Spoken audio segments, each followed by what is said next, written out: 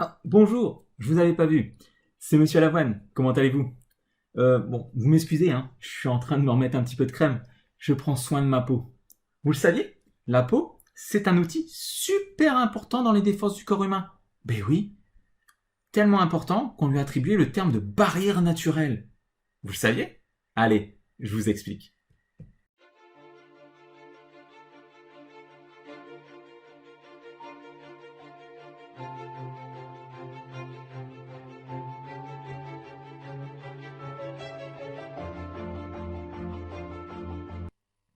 Donc, nous allons schématiser ici la peau. Ce qu'il faut comprendre, c'est que la peau, ce n'est pas seulement une simple épaisseur qui va venir nous protéger. C'est bel et bien un tissu, donc un ensemble de cellules qui vont s'imbriquer les unes dans les autres. Il ne faut pas voir la peau comme une feuille de papier, mais plutôt comme un bon gros bloc de papier. Comment est organisée cette peau?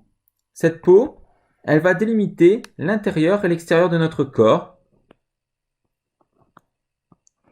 comme cela, où donc on peut définir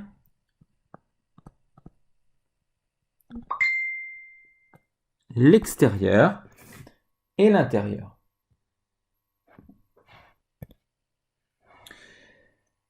Au niveau de cette peau, on va pouvoir retrouver à la surface des creux naturels qui sont en fait ce qu'on appelle des pores. Pores, je vous le note en haut, P-O-R-E, d'accord? Ces pores sont des lieux de communication avec l'extérieur. On y retrouve par exemple des glandes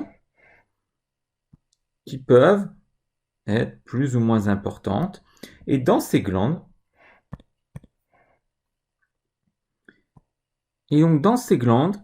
on retrouve certains éléments que vous connaissez bien, car ça peut être très simplement ce que je dessine en jaune, un poil, mais ça peut être aussi ce qui est ici en rose, des substances qui s'appellent de la sueur. Ici, nous sommes face à une glande sudoripare. Des glandes sudoripares, elles sont très importantes parce qu'elles permettent l'évacuation de la chaleur par le biais de liquide, ici de l'eau.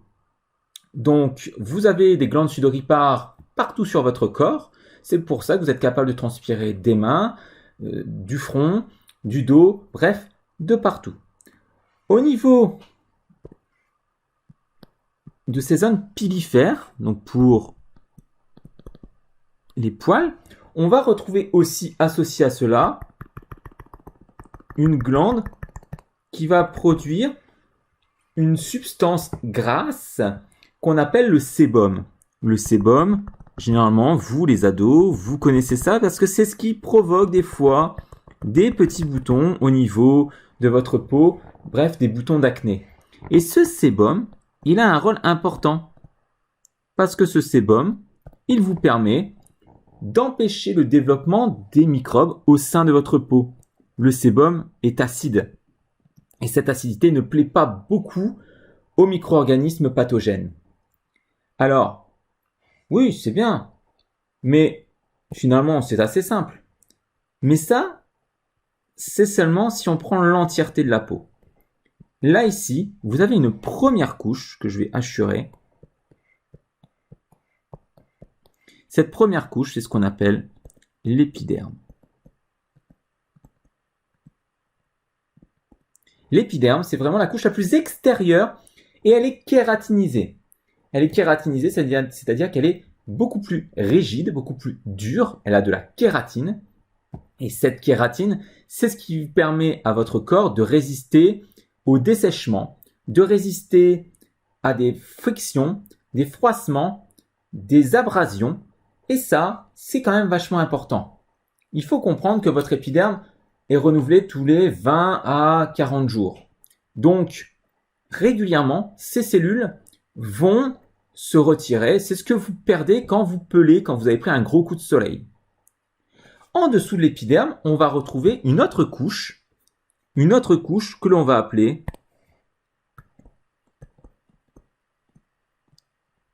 le derme. Le derme, c'est une couche qui est importante. Alors, je vais la faire un peu plus basse. Voilà, on va comprendre après pourquoi. Le derme est une couche importante parce que le derme, c'est une zone qui est vascularisée, qui possède des vaisseaux sanguins. Donc on va retrouver, par exemple, des artérioles, donc des petites artères, mais aussi des vénules, des petites veines.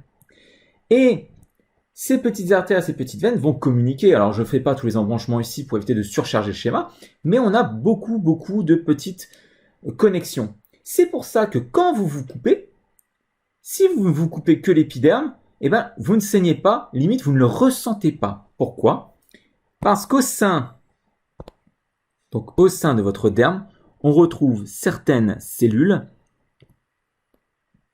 qui vont avoir des embranchements un peu comme une branche que l'on appelle des nerfs. Et ces nerfs vont transmettre une information sensorielle, une nociception, la douleur. Et cette douleur, elle est importante, c'est un message important pour votre corps pour pouvoir réagir. Mais ça, on y reviendra un peu plus tard. Donc, si vous vous effleurez l'épiderme, si vous vous coupez au niveau de l'épiderme, ce n'est pas grave, parce que vous n'allez pas le sentir et vous n'allez pas saigner.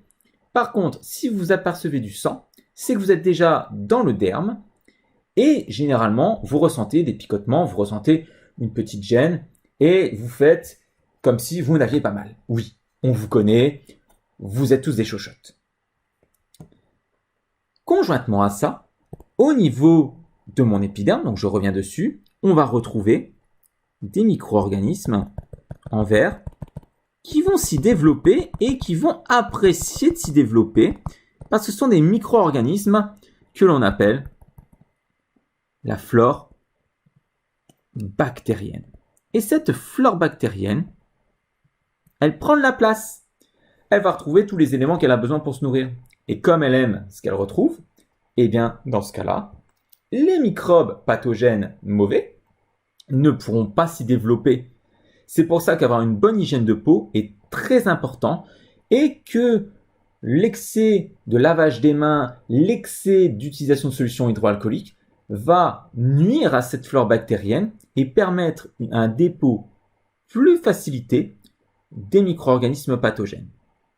Voilà. Comme votre corps est protégé par cette barrière, les microbes ne peuvent pas rentrer. Il est clair et net que la peau, donc on va pouvoir nommer le schéma, ici c'est le schéma de la structure de la peau.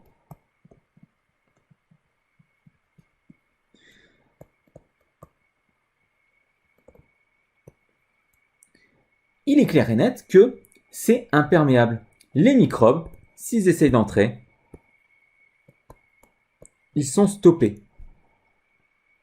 Le seul moyen pour eux de rentrer, ce serait qu'il y ait une brèche, et dans ce cas-là, nous en parlerons prochainement. Voyons maintenant ce qui se passe à l'intérieur de votre corps. À l'intérieur de votre corps, vous n'avez pas de peau, mais vous avez un équivalent qui s'appelle les muqueuses.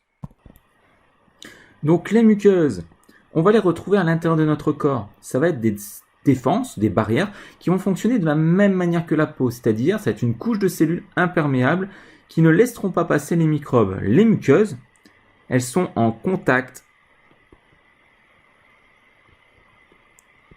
avec l'extérieur. Et donc ce qu'il faut comprendre, c'est que dans votre corps, vous en avez beaucoup, des couches de cellules en contact avec l'extérieur. On peut en citer quelques-unes, comme par exemple l'appareil respiratoire. Alors, on pense tout de suite aux poumons. Mais il faut penser aussi à la bouche, au nez, à la trachée, aux bronches,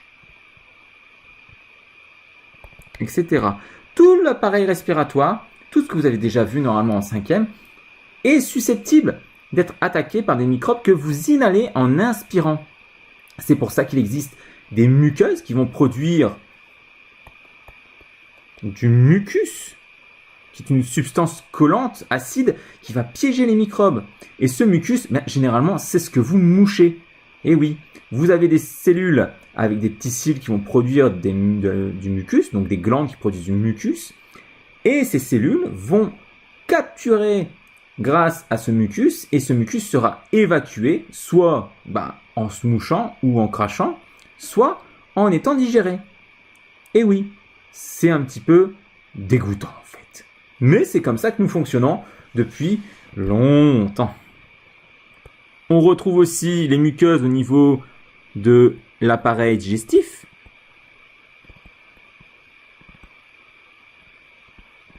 Donc là c'est pareil. On a l'œsophage, estomac,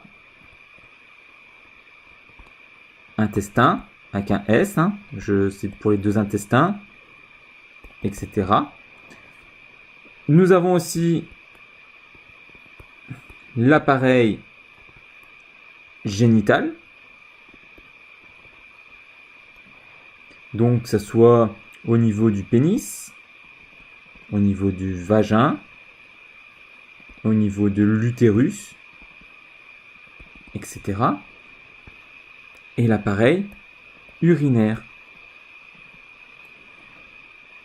Donc au niveau de l'urètre, de la vessie, etc. Voilà, on a fait à peu près le tour sur les défenses du corps. Sachez que toutes ces muqueuses produisent des substances qui vont limiter la prolifération des micro-organismes et c'est une barrière, comme le dit le nom barrière, ça va barrer la route pour les microbes. J'espère que cette vidéo vous aidera à y voir un petit peu plus clair sur la première défense que vous possédez toutes et tous, c'est-à-dire des défenses de type barrière, naturelle, la peau et les muqueuses. J'espère que cette vidéo vous aura été utile. Laissez des commentaires si vous avez des questions ou si vous aimeriez que je traite un autre sujet. D'ici là, soyez heureux et surtout, les SVT, c'est la vie.